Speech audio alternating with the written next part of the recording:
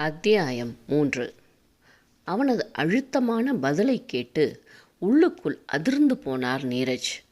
அவனை எளிதாக பேசி மடக்கிவிடலாம் என்கிற எண்ணத்தில் இருந்தவருக்கு அவனது பேச்சு பயத்தை கொடுத்தது.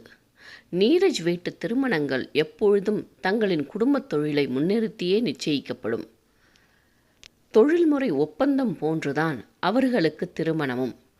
தங்களின் குடும்பத் தொழிலுக்கு ஆதாயம் இருக்கும் வழிமுறைகளைத்தான் பின்பற்றுவார்கள். அவர்களின் பரம்பரையில் இந்த காதல் கல்யாணத்திற்கு இடமில்லை.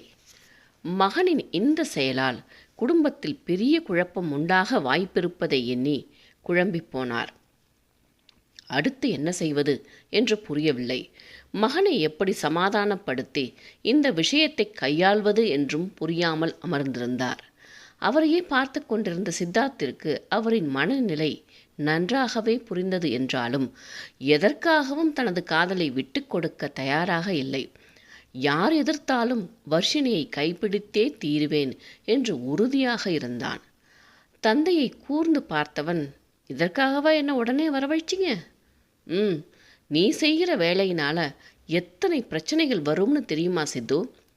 பப்பா, ஒரு விஷயம் சொல்கிறேன், நல்லா கேட்டுக்கோங்க. உங்களைப் போல, தாத்தாவைப் போல என்னால் பிஸ்னஸுக்காக கல்யாணம் செஞ்சுக்க முடியாது. என் வாழ்நாள் முழுக்க வரப்போகும் உறவு, என் மனசுக்கு பிடித்தவளோடு வாழ்வதில் தான் என் இஷ்டம்.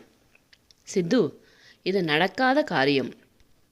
நீ அவளை மறந்துட்டு உன் படிப்பை பார்க்குறதா இருந்தால் நீ போகலாம். அப்படி உன்னால் மறக்க முடியாது என்றால் உன் படிப்பையே நிறுத்துவதை தவிர எனக்கு வேறு வழி கிடையாது. அதுவரை பொறுமையாக பேசிக்கொண்டிருந்தவன் தந்தையின் மிரட்டலை கேட்டு நாற்காலியை பின்னுக்கு தள்ளி கொண்டு எழுந்தவன், என்ன பப்பா, மிரட்டி பார்க்குறீங்களா?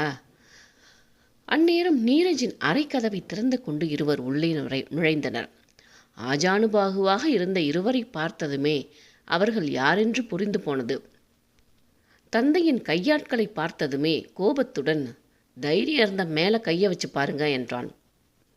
மகனை ஆழ்ந்த பார்வை பார்த்து, சித்து, நான் சொல்வதை கேட்டு புத்திசாலித்தனமாக இருக்க பாரு. என்ன மீறி உன்னால் எதுவும் செய்ய முடியாது. நீ இவங்களோட போ. நான் சொல்கிற வரை நீ அங்கே தான் இருக்கணும். எந்த காலத்திலும் நீ அந்த பெண்ணோட சேர முடியாது. உனக்காக கேஷ்வி பட்டேலை பேச போகிறோம். அவளும் இன்னும் சின்ன படிப்பை முடிக்கலை. முடிஞ்சதும் உங்கள் 2 பேருக்கும் திருமணம். இந்த திருமணம் மூலம் நம்ம பிஸ்னஸுக்கு பெரிய ஆதாயம். இங்கே நம்மளை அசைத்து பார்க்க எவனாலேயும் முடியாது. முகத்தை அருவருப்பாக வைத்துக்கொண்டு, ஸோ உங்களுடைய வியாபாரத்திற்காக என்னையும் என் காதலையும் பணையம் வைக்க போகிறீங்க. இங்கே பார் சித்து, கல்யாணம் செய்து சிறிது நாட்கள் வரை நீ அவளுடனான வாழ்க்கையை பார். அதன் பின்னர் அந்த பொண்ணு யார், வர்ஷினியா, அவளை இங்கே கூட்டிகிட்டு வந்துரு. கேஷ்வி இதெல்லாம் கண்டுக்க மாட்டா. நம்ம குடும்பங்களில் மனைவியை தவிர இன்னொருத்திக்கு எப்போதுமே அனுமதி உண்டு. பப்பா, வேண்டாம். இதுக்கு மேலே ஒரு வார்த்தை பேசாதீங்க. வர்ஷினியை பற்றி பேச உங்களுக்கு அனுமதி இல்லை. என்னை என்னென்ன நினச்சிங்க? நான் மிஸ்டர் நீரஜ் மல்ஹோத்ரா இல்லை. எங்கள் அம்மாவுக்கு துரோகம் பண்ணுகிற மாதிரி என்னையும் பண்ண சொல்கிறீங்களா?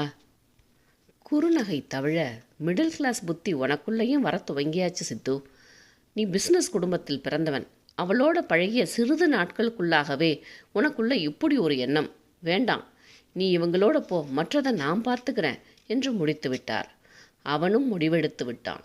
இவரிடம் பேசி சாதிப்பதை விட வேறு வழியில்தான் முயற்சி செய்ய வேண்டும் என்று எண்ணிக்கொண்டு அவர்களுடன் கிளம்பினான். மகனை பற்றி அறிந்தவருக்கு நிச்சயம் அவனை அடக்குவது சுலபமில்லை என்பது புரிந்து போனது. அதனால் தனது ஆட்களை அழைத்து அவனை மிகவும் கவனமாக பார்த்து கொள்ளும்படி கூறினார். அவர்களிடமிருந்து எளிதாக தப்பிச் சென்று விடுவான் என்றும் கூறினார். அதன் பின்னர் அவனது கல்லூரியிலிருந்து விலகுவதற்கான அனைத்து வேலைகளையும் பார்க்க ஆரம்பித்தார். இது எதையுமே அறியாத வர்ஷினி அவன் ஊருக்கு சென்றதிலேயே துயரத்தில் இருந்தாள். அவன் எப்பொழுது திரும்பி வருவான் என்கிற ஆவலும் அதிகமாக இருந்தது. ஆனால் அவனோ ஊருக்கு சென்ற பின் எந்த தகவலும் கொடுக்கவில்லை. ஃபோனை எடுத்து பல முறை பார்த்த பின்பும் அவனிடமிருந்து எந்த செய்தியும் வந்திருக்கவில்லை. ஹாஸ்டலுக்கு சென்றால் கூட அத்தனை செய்தி அனுப்புவான். ஆனால் இன்றோ ஒரு செய்திக்கு கூட பஞ்சமாகி போனது. சித்தார்த்தும் அங்கே தவித்து கொண்டுதான் இருந்தான். அவனது அலைபேசியை கூட அவனுடன் வைத்துக்கொள்ள அனுமதிக்கவில்லை. அன்றைய இரவு இருவருக்கும் உறங்கா இரவாகவே அமைந்தது. அவளது மனமோ சோர்வடைந்திருந்தது. அவன் வீட்டில் உள்ளவர்கள் யாருக்கும் உடல்நலம் சரியில்லையோ, அதனால்தான் அவனால் செய்தி கூட அனுப்ப முடியவில்லை என்கிற முடிவிற்கு வந்திருந்தாள். 2 நாட்களுக்கு சோர்ந்த முகத்துடனும் அவனை விழிகள் தேடவும் அலைபாயவும் மனதுடனும் சென்று வந்தாள். அவளால் எதிலும் கவனம் வைக்க முடியவில்லை. அவன் எங்கு சென்றான், என்ன ஆனான் என்று எந்த தகவலும் இல்லை. அவனது நண்பர்களிடமும் விசாரித்தாள். அவர்களுக்கும் எந்த தகவலும் தெரியவில்லை. இப்படியே 1 வாரம் கடந்திருந்தது. அன்று கல்லூரிக்கு கிளம்பும் போதே மனம் ஏனோ பாரமாக இருந்தது.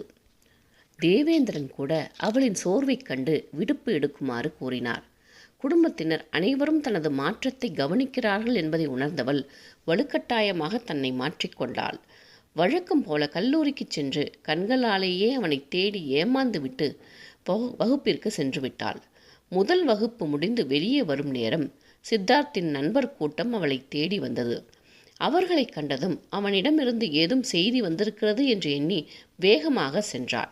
சரவணனுக்கு அவளிடம் விஷயத்தை எப்படி சொல்வது என்று புரியாமல் வியர்த்து வடிந்தது. அங்கேயே வைத்து சொல்ல வேண்டாம் என்றும் எண்ணி அவளை அழைத்து கொண்டு விளையாட்டு மைதானத்திற்கு சென்றான். அவர் ஏதும் செய்தி அனுப்பியிருக்காரா அண்ணா என்றாள் தவிப்புடன்.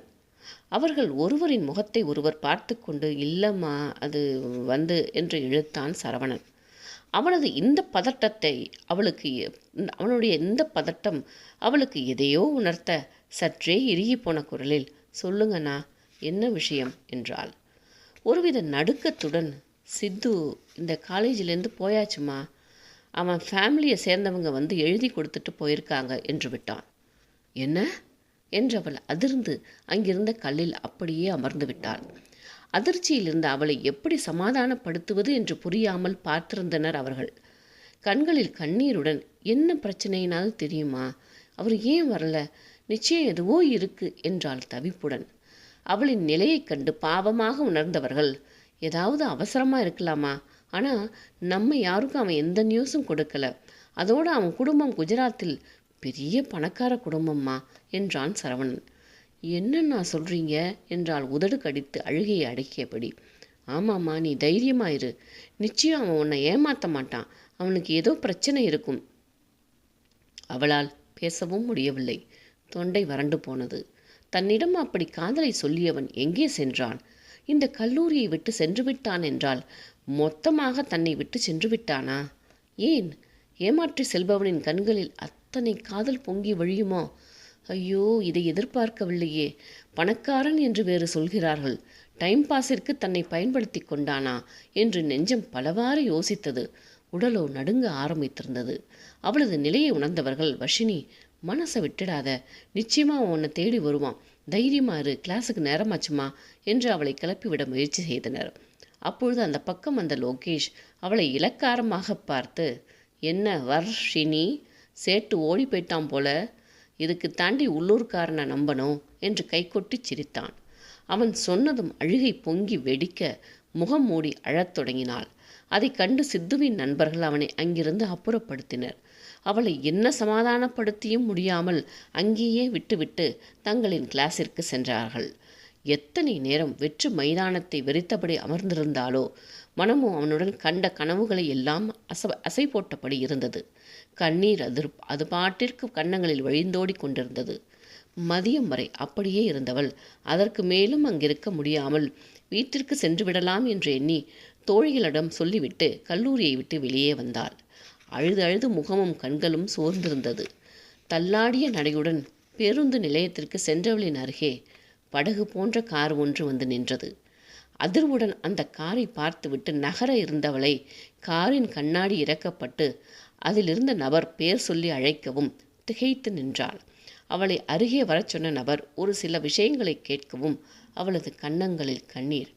அவர் என்னென்னவோ பேச அதை கேட்டு தலையாட்டியவள் காரின் கதவு திறக்கவும் அதில் ஏறி அமர்ந்தாள்.